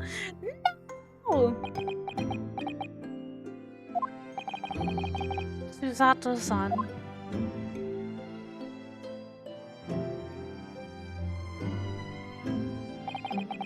It truly had been a trying day. On our feet for hours, getting Gina to open up to us, and learning the truth about that nemesis of a case. Physically and mentally, I was exhausted, and yet the idea of sleep seemed impossible. but I forced myself to close my eyes. As a cacophony of scenes of our lives here in London played through my mind, eventually my fatigue triumphed and I fell into a deep sleep. Oh my god, when we wake up, we won't see her. Oh my god. Oh my god.